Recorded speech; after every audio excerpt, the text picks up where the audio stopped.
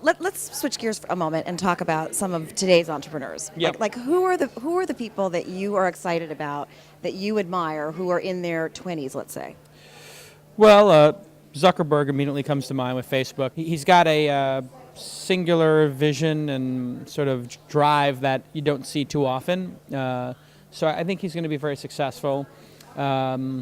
I think here in New York, the guys from Tumblr are pretty smart guys, and Charles Foreman doing I'm in Like with You.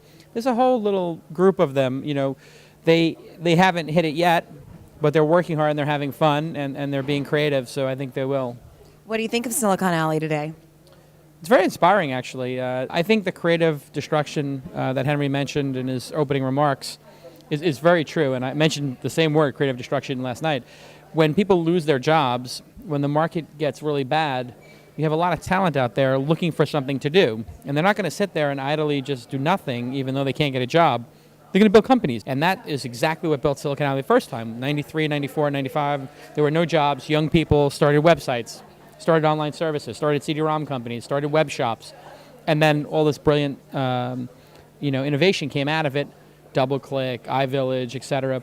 The same thing is happening right now. So I'm very bullish on Silicon Alley, more so than ever, and it's just great to see that it's as vibrant as it was in that first phase.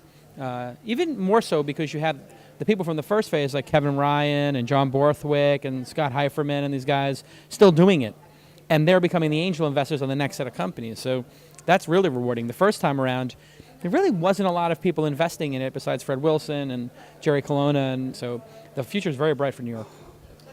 You watched your father's business fail in 1987. Yep. You've told a dramatic story about the federal marshals really literally showing up with shotguns. Yep. What did you learn from that experience? What did you take away from that as an entrepreneur?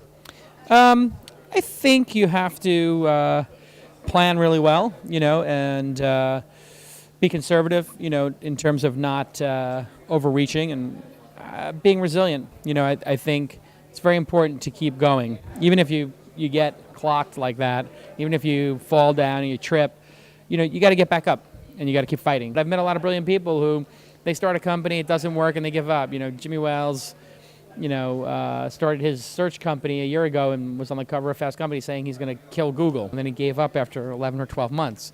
That's not being an entrepreneur. I mean, that's being a poser. So I think you really have to be hardcore, and you have to fight the fight for years and not give up. And so I don't have a lot of respect for people who give up. I have a tremendous amount of respect for people who fight and fight and fight and then fail. And that's really the key to entrepreneurship. Find a big market, work really hard every day to iterate, and don't give up after a year. Take a couple of years and try to solve the problem.